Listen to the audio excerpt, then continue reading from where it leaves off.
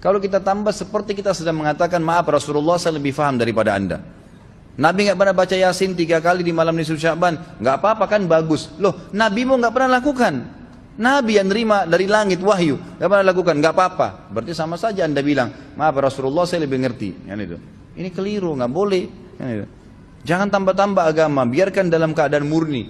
Sedangkan murni saya sudah banyak sekali yang kita bengkalekan, apalagi kalau ditambah-tambah. Gitu. As'alu ahla dzikri in kuntum la ta'lamun. Ramaikan malam nisfu Sya'ban sambil membawa air mineral untuk didoakan. Ada yang baca surah Yasin 3 kali berjamaah dengan diniatkan untuk panjang umur, memperoleh rezeki dan mendapatkan husnul khatimah. Ada juga yang dilanjutkan dengan sholat sunnah. Apa hukum membaca surah Yasin 3 kali dan sholat nisfu Sya'ban? Lalu apa keistimewaan malam nisfu Sya'ban dan tuntunan apa yang disunnahkan? Ini banyak muslimin memang yang menyalahgunakan ya, dalil-dalil.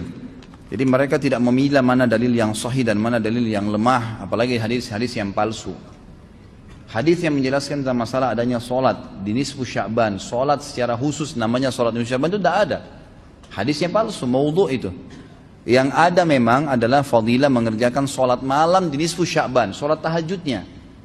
Solat tahajud seperti biasa, tapi khusus malam nisfu Sya'ban punya fadilah.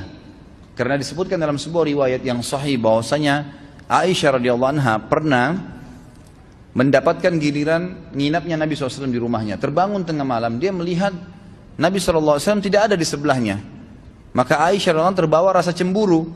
Dia memakai bajunya kemudian mengelilingi rumah-rumah Nabi yang lain. Ya, istri Nabi yang lain, takut Nabi ada di sana gitu. Diketukin satu-satu, ternyata nggak ada. Lalu Aisyah tergopoh-gopoh pergi ke masjid mendapatkan Nabi SAW sedang sholat. Begitu Nabi SAW lihat Aisyah lagi ngos-ngosan jalan gitu kan, kena buru-buru, kata Aisyah, kata Nabi SAW, wahai Aisyah, kau cemburu lagi? Ini adalah malam nisfu Sya'ban. Artinya saya sholat malam ini karena ini adalah nisfu Sya'ban. Ini hadis yang sahih gitu kan. Dan memang dianjurkan oleh para ulama, mereka mendirikan sholat malam di malam nisfu Sya'ban itu sholat tahajudnya. Tidak ada malam khusus, tidak ada sholat khusus namanya malam nisfu Sya'ban. Di siang harinya dianjurkan seseorang berpuasa. Karena Nabi SAW memperbanyak puasa. Terlebih lagi nisfu Sya'ban itu ya, kenanya malamnya itu berarti puasa tanggal 14. Kalaupun nisfu Sya'bannya malam hari ke-15. Dan kita tahu ada puasa Iyamul Bid. Ada 13, 14 dan 15. Itu kita dianjurkan puasa 3 hari. Kan gitu. Tapi tidak diniatkan khusus puasa nisfu Sya'ban. Khusus puasa itu. Karena memang secara umum Nabi SAW puasa sebulan penuh. Di bulan Sya'ban. Kalau masalah membaca surah Yasin, ini tidak asing lagi kalau di Indonesia. Semua harus surah Yasin. Pindah rumah Yasin, orang mati Yasin, semua Yasin. Ditanya dalilnya, tidak ada dalil. Gitu kan. Hanya karena surah Yasin dikatakan jantungnya Quran. Itu pun hadis yang lemah. Karena dalam sanadnya ada orang yang pendusta. Gitu kan. Tapi ini diamalkan. Kalau kita mau mengaku pengikut Nabi Muhammad SAW yang murni, maka tidak mengamalkan apa yang tidak dicontohkan oleh Nabi SAW. Apalagi membawa air, kemudian secara khusus dibacakan atau ditutupkan dengan surah Yasin, belum pernah ada contoh. Belum pernah ada contoh. Allahu a'lam. Saya tidak menyalahkan ya. Yang mau kerjakan itu silahkan. Itu hak dia.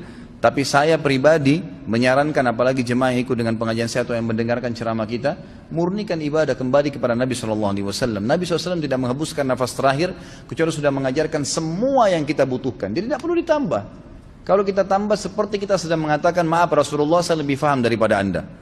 Nabi nggak pernah baca Yasin 3 kali di malam nisfu Sya'ban, nggak apa-apa kan, bagus. Loh, Nabi mau nggak pernah lakukan. Nabi yang nerima dari langit wahyu, nggak pernah lakukan, nggak apa-apa. Berarti sama saja anda bilang, maaf Rasulullah saya lebih ngerti. Kan itu. Ini keliru, nggak boleh. Kan itu. Jangan tambah-tambah agama, biarkan dalam keadaan murni. Sedangkan murni saya sudah banyak sekali yang kita bengkalekan, apalagi kalau ditambah-tambah. Gitu.